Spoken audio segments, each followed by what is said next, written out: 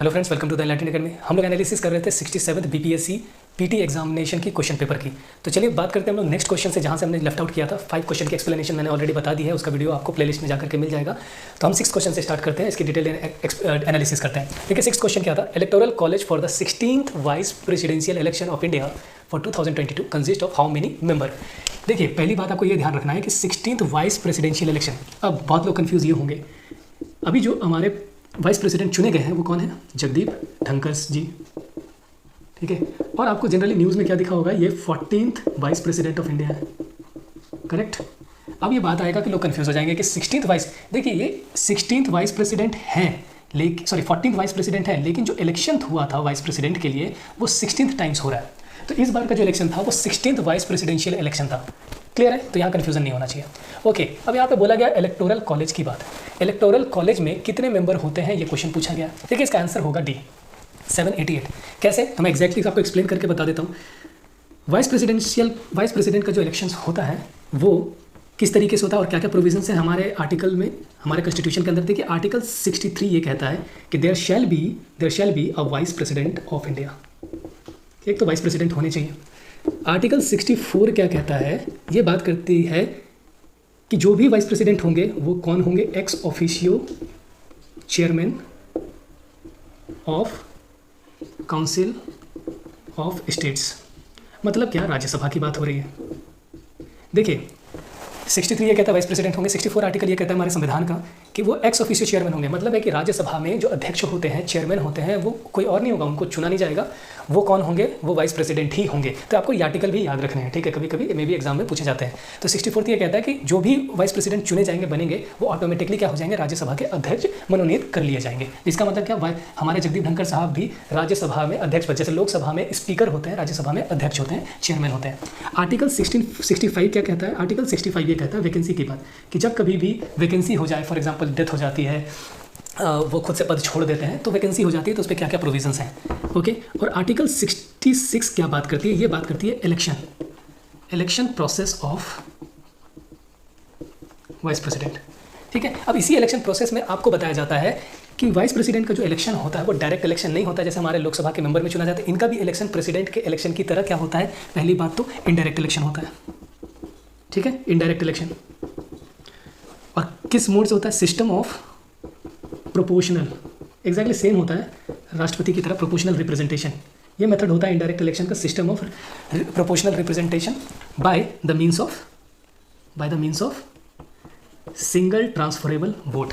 ये पूरा तरीका होता है, ठीक है। इसको मैं एक्सप्लेन कर दूंगा बाद में किसी भी आपको सेपरेट वीडियो में। तो 66 ये कहता है अब इलेक्शन जो प्रोसेस होती है प्रोपोर्शनल रिप्रेजेंटेशन का, तो इसके लिए क्या बनाया जाता है? एक इलेक्टोरल कॉलेज बनाया जाता है, ठीक है, इलेक्टोरल कॉलेज।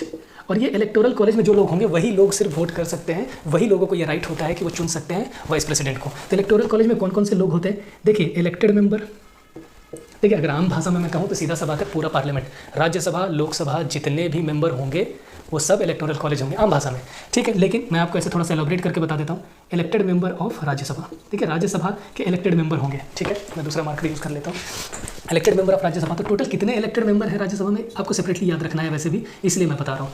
टोटल है 233 जो राज्यसभा में इलेक्ट होकर के जाते हैं, स्टेट इलेक्ट करते हैं, ठीक है। दूसरा क्या है? नॉमिनेटेड। आपको भी पता है कि नॉमिनेटेड मेंबर होते हैं, ये थोड़ा सा डिफरेंस है इसलिए मैं तोड़ करके बता रहा हूँ कि आपको क्लैरिटी आए। नॉमिनेटेड मेंबर ऑफ राज्यसभा कितने हैं? 12। देखिए प्रेसिडेंट जो है वो 12 लोगों को नॉमिनेट करते हैं राज्यसभा के मेंबर के लिए, ठीक है। अब इनका जो इलेक्टोरल कॉलेज है और प्रेसिडेंट का जो इलेक्टोरल कॉलेज होता है, वो प्रेसिडेंट के इलेक्शन के लिए जो इलेक्टोरल कॉलेज होता है, दोनों में बहुत फर्क होता है, ठीक है। इसलिए मैं इसको तोड़ के बता रहा हूँ क्योंकि इनका इलेक्टोरल कॉलेज और उनका दोनों का अलग है।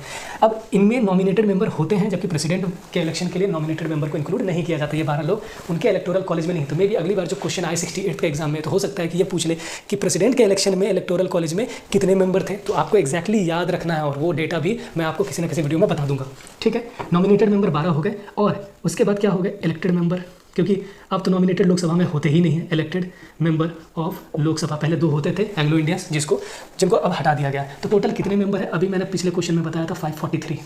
लोकसभा में 543 सीट जो है वो 1971 से इतनी ही सीट है, इतनी ही पे रिजर्व है। तो इतने इलेक्टेड मेंबर होते हैं लोकसभा का। अगर आप इसको टोटल काउंट करेंगे तो वो 788 आ जाएगा। तो इसका मतलब इसका आंसर क्या होगा? 788 मेंबर जो हैं वो होंगे इलेक्टोरल कॉलेज में। क्लियर? आई होप क्लियर है आपको, ठीक है। अब मैं बात करता हूँ नेक्स्ट क्वेश्चन की, ठीक है, ओके। नेक्स्ट क्वेश्चन क्या कहता है, the Indian president is eligible for री election of how many times. ठीक है, री इलेक्शन। अब इसका आंसर क्या होगा, देखिए इसका आंसर होगा एनी नंबर ऑफ टाइम। बहुत इजी सा क्वेश्चन था क्योंकि इतना सिंपल सा चीज़ पूछा है, एनी नंबर टाइम। लेकिन अभी आपको पता कैसे चलेगा कि एनी नंबर ऑफ टाइम। देखिए प्रेसिडेंट के इलेक्शन के लिए एलिजिबिलिटी क्राइटेरिया है, ठीक है, और वो एलिजिबिलिटी क्राइटेरिया कहाँ मेंशन है, आर्टिकल 58 के अंदर। अब आर्टिकल 58 सिर्फ 3 तरीके की बात करती है एलिजिबिलिटी की। पहली तो he is a citizen of India, एक तो ये तो होना ही चाहिए। दूसरा उनकी एज जो है 35 ईयर्स और प्लस होना चाहिए, उनसे ज़्यादा, ठीक है। और दूसरा एलिजिबल होने चाहिए, eligible to become the member of Lok Sabha, ठीक है। अब इन तीनों एलिजिबिलिटी में बाकी तो आपको कुछ बोला नहीं गया कि वो कितने नंबर टाइम हो सकते हैं, नहीं हो सकते हैं, और कोई भी लॉ पार्लियामेंट ने ऐसा नहीं बनाया है जिससे ये डिफाइन हो सके कि कितनी बार वो बन सकते हैं। इसका मतलब है कि बस ये 3 अगर वो अपनी एलिजिबिलिटी को पूरा करते हैं, इसका मतलब है कि वो कितनी बार भी प्रेसिडेंट बन सकते हैं। तो इसका आंसर हो जाएगा एनी नंबर ऑफ टाइम, ठीक है। जब मैं एलिजिबिलिटी क्राइटेरिया बता रहा हूँ तो मैं वाइस प्रेसिडेंट का भी बता ही देता हूँ, आपके एग्जाम के लिए इंपॉर्टेंट हो जाएगा। इनके लिए देखिए ज़्यादा कुछ चेंजेस नहीं है। एक तो सिटीजन ऑफ इंडिया होने चाहिए, ये चेंज है, 30 ईयर्स और प्लस होने चाहिए, और दूसरा एलिजिबल तो होने चाहिए, eligible to become member of Rajya Sabha, ये याद रखिएगा आप, राज्यसभा के लिए इलेक्ट होने चाहिए, ठीक है। चलिए इसको मैं मिटाता हूँ। तो चलिए नेक्स्ट क्वेश्चन देखते हैं, generally how many sessions are there in the Lok Sabha. देखिए इसका आंसर बहुत सिंपल है, इसका आंसर होगा 3। अब क्यों, क्योंकि ये वर्ड बहुत इंपॉर्टेंट है, जनरली, क्योंकि इसने मेंशन कर दिया कि जनरली लोकसभा के कितने सेशंस होते हैं।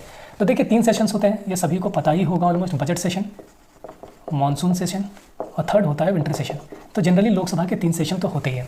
लेकिन अगर क्वेश्चन कुछ घुमा फिरा करके ऐसे पूछ देता कि मिनिमम कितने सेशन होंगे, तो देखिए मिनिमम तो 2 सेशन तो होने ही होने हैं लोकसभा के, ये कंफर्म्ड है। लेकिन जनरली 3 सब सेशन होते हैं। अब 2 सेशन क्यों होते हैं, क्यों है, इसका प्रोविज़न है आपको आर्टिकल 85 के अंदर, जहाँ पे ये बोला गया है कि president should summon the Lok Sabha, okay, not less than the gap of 6 month. मतलब क्या कि 2 सेशन के बीच में, जैसे एक सेशन आज खत्म हो गया, तो 2 सेशन के कार्यकाल के बीच में 6 महीने का गैप नहीं होना चाहिए। प्रेसिडेंट को सेशन समन करना ही पड़ेगा, लोकसभा बुलानी ही पड़ेगी, और 2 सेशन के बीच में 6 महीने का गैप नहीं होना चाहिए। अब 6 महीने का गैप नहीं, तब खुद ही बात समझ में आ जाएगी आपको कि कम से कम तो 2 सेशन तो होंगे ही एटलीस्ट, ठीक है। तो ये आर्टिकल 85 ये बात कहता है। तो इसका आंसर बहुत सिंपल है। नेक्स्ट क्वेश्चन की बात करते हैं, इसमें ज़्यादा कुछ एक्सप्लेन करने को है नहीं।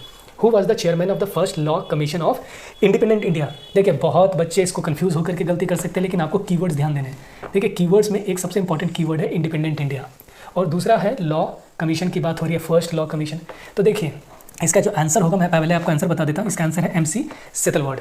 अब अगर मैं बात करूँ फर्स्ट लॉ कमीशन की, देखिए फर्स्ट लॉ कमीशन, मेरे पॉलिटी की सीरीज़ में आप जाइएगा, वहाँ पे ऑलरेडी मैंने बता रखा। फर्स्ट लॉ कमीशन जो थी वो ब्रिटिशर्स ने बनाई थी, कब, 1834, और चार्टर एक्ट ऑफ 1833 के बाद एक लॉ कमीशन सेटअप किया गया था, जिसके फर्स्ट चेयरमैन कौन थे, लॉर्ड मैकुले, ठीक है। First chairman was the Lord Macaulay. तो ये आप याद रखिएगा। अब क्वेश्चन अगर पूछ लेगा आपको first law commission of India और इंडिपेंडेंट नहीं लिखेगा, तो आपका आंसर होगा लॉर्ड मैकुले, लेकिन इन्होंने इंडिपेंडेंट लिखा कि भारत देश के आज़ादी के बाद पहला लॉ कमीशन के जो चेयरमैन थे वो कौन थे, MC सेतलवाड। अब इनके बारे में भी थोड़ा सा जान लेते हैं, ठीक है। MC सेतलवाड क्यों इंपॉर्टेंट है, देखिए he was the first attorney general. अब ये अटॉर्नी जनरल न्यूज़ में है, तो मे भी क्वेश्चन आगे किसी भी एग्जाम में पूछा जा सकता है। फर्स्ट अटॉर्नी जनरल जो थे वो MC सेतलवाड थे, और दूसरी बात फर्स्ट के साथ साथ he was the longest serving, ये लॉन्गेस्ट सर्विंग भी थे, लॉन्गेस्ट सर्विंग कौन, क्या, अटॉर्नी जनरल ऑफ इंडिया। अब अटॉर्नी जनरल आपको भी पता है कि ये फर्स्ट लॉ मेंबर होते हैं जो भारत सरकार को रिप्रेजेंट करते हैं। इनके पास बहुत सारी पावर्स होती है, जैसे कि ये लोकसभा में भी बैठ सकते हैं, राज्यसभा में बैठ सकते हैं, स्टेट के असेंबली में भी जाकर के सेशन अटेंड कर सकते हैं, ठीक है। ये गेस्ट हो सकते हैं, सुप्रीम कोर्ट से लेकर के किसी भी कोर्ट में भारत देश के, चाहे वो डिस्ट्रिक्ट लेवल पे हो, हाई कोर्ट हो, सभी पे इनको बैठने की आज़ादी है, मगर वोट नहीं कर सकते। लाइक पार्लियामेंट में जाएंगे तो ये वोट नहीं कर सकते हैं, ठीक है। तो इनका जो रैंक है ये बहुत ऊपर होता है, चीफ जस्टिस ऑफ इंडिया के रैंक के इक्विवेलेंट होते हैं। और दूसरी बात मैं ये भी बता देता हूँ, अगर करंट की मैं बात करूँ तो अभी ठीक है, थोड़ा सा इसका इशू इसलिए चल रहा है क्योंकि इस बार मुकुल रोहतगी को वापस गवर्नमेंट चाहती है कि चाहती है कि अटॉर्नी जनरल बने, लेकिन वो आगे कंटिन्यू नहीं करना चाहते हैं। इस वजह से थोड़ा सा 30 सितंबर को जो अभी थे हमारे अटॉर्नी जनरल, उनका कार्यकाल खत्म हो गया, तो इस वजह से भी न्यूज़ में है। तो मे भी आपको याद रखने की बात है। तो first attorney general and longest serving, और ये सबसे ज़्यादा लॉन्गेस्ट सर्विंग थे, कब से कब तक, 1950 से लेकर के, ठीक है, 1963 तक ये अटॉर्नी जनरल थे, ठीक है। तो इतने साल तक 13 साल तक ये कंटिन्यूसली अटॉर्नी जनरल रहे थे। दो बातें, तो एक तो हो गया first law commission independent India के थे चेयरमैन, दूसरा फर्स्ट अटॉर्नी जनरल भी थे, और तीसरा ये एक और इम्पॉर्टेंट है इनसे, he was the first chairman of bar council of India. Bar council of India के भी चेयरमैन थे, और ये बार काउंसिल ऑफ चेयरमैन कब बनी थी? 1961 में। तो ये 3 बातें आपको MC सेतलवर्ड से याद रखनी है। ठीक बात, क्लियर है? मैं आप इसको नोट डाउन कर लीजिए, मैं इसको हटा रहा हूँ यहाँ से। ओके, ठीक है। दूसरा देखते हैं, इसके इन सब चीज़ों के बारे में भी जान लेते हैं। तो जस्टिस TV वेंकट रमन अय्यर कौन थे? देखिए सिंपल सा, ये सेकंड लॉ कमीशन के चेयरमैन थे। ठीक है, ये याद रख लीजिएगा, वैसे एग्जाम में इंपॉर्टेंट नहीं है। क्लियर ना? जस्टिस JL कपूर, हाँ ये एग्जाम में इंपॉर्टेंट है और कहीं ना कहीं न्यूज़ में कभी कभी आपको झलक सकता है। देखिए JL कपूर इंपॉर्टेंट ये है क्योंकि गांधी जी की हत्या हो गई थी और उसके बाद कुछ कॉन्स्पिरेटर थे जिन्होंने साजिश रची थी उनकी हत्या की, उनको अरेस्ट किया गया। लेकिन बाद में जाकर के 1965 में सभी लोग छूट गए और छूटने के बाद पुणे आकर के फुल टू एकदम सेलिब्रेशन किए थे। तो इन्हीं चीज़ों को देखते हुए, कॉन्स्पिरेसी जो हुई थी इसको देखते हुए एक कमीशन बनाई गई थी इंक्वायर करने के लिए कि जितने भी कॉन्स्पिरेटर हैं जो छूट करके आए हैं, क्या वो सही में जो और उसमें कितने लोग इन्वॉल्व हैं और क्या में सही में वो निर्दोष हैं या नहीं। तो एक कमीशन बनाई गई थी इंक्वायरी करने के लिए। वो कमीशन के जो हेड थे बेसिकली वो स्वरूप पाठक थे, लेकिन स्वरूप पाठक इलेक्शन लड़ लिए और उसके बाद उनको मेंबर बना दिया गया, वो खुद MP बन गए। तो उसके बाद जो सेम वही इंक्वायरी कमीशन को हेड कर रहे थे वो JL कपूर थे। तो मतलब सीधी सी भाषा में मैं ये कहूँ कि JL कपूर गांधी जी के मर्डर की जो कॉन्स्पिरेसी रची गई थी उसी की इंक्वायरी कमीशन के चेयरमैन थे। देखिए जस्टिस VK सुंदरम के बारे में ज़्यादा जानकारी नहीं है, लेकिन मैं भी, अब देखिए ये TV सुब्रमण्यम आप देख रहे हैं ना, TV वेंकटरमन, एक्चुअली ये TV वेंकटरमन नहीं है, TL वेंकटरमन है, थोड़ा प्रिंटिंग मिस्टेक हो गया होगा, करेक्ट। और अगर मैं बात करूँ VK सुंदरम का तो ज़्यादा इनके बारे में कुछ है नहीं, कोई केसेस हैं ज़्यादा से ज़्यादा, ये सिंपल एक जज थे। ठीक है, आई होप कि इससे ज़्यादा यहाँ पे बताने की मुझे कुछ ज़रूरत नहीं है। चलिए आइए देखते हैं क्वेश्चन नंबर 10। देखिए क्वेश्चन नंबर 10 क्या है? ये तो बहुत इंपॉर्टेंट है क्योंकि न्यूज़ में भी था। If one nation one election is to be realised in India, which article of the Indian constitution will require an amendment. और मैं एक बात बता देता हूँ आपको अपने अनुभव से कि ये क्वेश्चन एकदम UPSC लेवल का था, बहुत ही ज़्यादा एकदम करंट अफेयर से इंक्लाइंड था, और इसका आपको स्टैटिक किसी भी बुक में, चाहे वो घटना चक्र हो, चाहे वो आपका करंट अफेयर हो, इवन करंट अफेयर में भी इतना डिटेल में नहीं बात करेंगे, वो बस बोल देंगे ऐसा ऐसा था, लाइक दैट, इससे ज़्यादा बातें नहीं होंगी। लेकिन ये जो ये पर्टिकुलर टॉपिक को उठाया गया है, ये आपको या तो आप हिंदू न्यूज़पेपर पढ़ते हैं, इंडियन एक्सप्रेस न्यूज़पेपर पढ़ते हैं तो उसमें ये मेंशन होगा, या फिर अगर आप UPSC के करंट अफेयर्स पढ़ते हैं पूरा डिटेल्ड में, तब जा करके ये क्वेश्चन आपसे सॉल्व होगा। तो इस क्वेश्चन का जो लेवल है वो कहीं ना कहीं बहुत अच्छे स्तर का लेवल है। ठीक है, फिर भी अब कहना क्या चाहता है कि देखिए वन नेशन वन इलेक्शन बहुत ज़्यादा न्यूज़ में है, क्योंकि नरेंद्र मोदी जी जब से आए हैं 2014 से, तब से उन्होंने इस आइडिया को प्रमोट करने की कोशिश की है कि एक नेशन है तो एक ही चुनाव होना चाहिए। मतलब क्या, लोकसभा का चुनाव और राज्यों में जो विधानसभा का चुनाव होता है ये दोनों एक साथ ही होना चाहिए हर 5 साल पे। ठीक है, अलग बात है कि अभी हमारे कॉन्स्टिट्यूशन में इस तरीके का प्रोविज़न नहीं है जिसके कारण इसकी पॉसिबिलिटी नहीं है। लेकिन मतलब क्या है कि जब वोट डालने को जाए तो वो किन को चुन रहा हो, वो अपने कंस्टिट्यूंसी, जो स्टेट की कंस्टिट्यूंसी में खड़े हैं उनको भी चुनेगा, और जो MP की उनकी कंस्टिट्यूंसीज में है लोकसभा के लिए, लोकसभा कंस्टिट्यूंसी में जो मेंबर उनके रिप्रेजेंटेटिव है उनको भी चुनेगा। मतलब है कि 5 साल में वोटर्स को सिर्फ एक ही बार इलेक्शन के लिए वोट डालने को जाना पड़ेगा, पंचायत इलेक्शन की अगर मैं बात हटा दूँ तो ये बेसिकली आइडिया है। अब आपको समझना ये है कि ये कोई पहली बार नहीं है कि इसको हम लोग बोलते हैं साइमल्टेनियस इलेक्शन, मतलब है कि एक ही साथ सभी जगह एक साथ इलेक्शन, मतलब एक ही बार इलेक्शन। ऐसा नहीं होता है कि जैसे अभी पार्लियामेंट इलेक्शन होते हैं तो कुछ स्टेट्स के भी इलेक्शंस होते हैं, ठीक है, लेकिन पूरे देश में एक साथ इलेक्शन नहीं होता। इसका मतलब इसलिए बोला जा रहा है वन नेशन वन इलेक्शन। तो देखिए ऐसा नहीं है कि ये पहली बार है। देखिए देश जब से आज़ाद हुआ तब से मैं बात करूँ 1952 में, 1957 में, 1962 में एंड 1967 में, ये 4 ऐसे भारत के लोकसभा के इलेक्शन थे जहाँ पे पूरे देश में एक साथ ही इलेक्शन हुआ, कहीं पर भी ऐसा नहीं हुआ आगे पीछे इलेक्शन हुआ। और इसके पीछे एकदम रीज़न भी क्लियर था, ठीक है। और शायद अगर मैं पॉलिटिकल एंगल से भी बात करूँ तो मोदी जी का भी एंगल वही है, ठीक है, अगर मैं बात करूँ तो, क्योंकि उस टाइम पर एक पार्टी थी कांग्रेस। सब जगह पूरे भारत देश में देश आज़ाद हुई, कांग्रेस पार्टी सबसे ज़्यादा मेजोरिटी में था, हर जगह इलेक्शंस होते थे, लोगों के पसंदीदा कैंडिडेट कौन होते थे, कांग्रेस, इसलिए कहीं पर भी कोई सरकार नहीं गिरती थी, सेंटर पे भी कांग्रेस था, स्टेट पे भी कांग्रेस था, ये सारी चीज़ें चलती जाती थी। लेकिन 67 के बाद आपको दिखेगा कि पहली बार ये कांग्रेस का जो पूरी तरह से मोनोपोली थी कहीं ना टूट गई, ठीक है। अब 68 के बाद 1968 से आपको कहीं पर भी देश में साइमल्टेनियस इलेक्शन नहीं देखे जाएंगे। क्यों? क्योंकि यहाँ से क्या होने लगा कि स्टेट के अंदर कोई दूसरी पार्टी की सरकार बना ली और सेंटर पे बैठ करके पार्टी प्रेसिडेंट रूल का यूज़ करके, आर्टिकल 356 का यूज़ करके वहाँ पे सरकार डिसॉल्व कर देती थी, वहाँ की असेंबली को डिसॉल्व कर देती थी, जो पावर होती है राष्ट्रपति के पास। तो ये बहुत सारा देखने को मिला, जिसके कारण से डिसकंटिन्यूएशन हो गया टर्म में, क्योंकि अगर असेंबली खत्म हो गई, फ्रेश इलेक्शन होगा, तो फिर जो फ्रेश इलेक्शन होगा कॉन्स्टिट्यूशन की प्रोविजन है कि 5 साल के लिए होगा,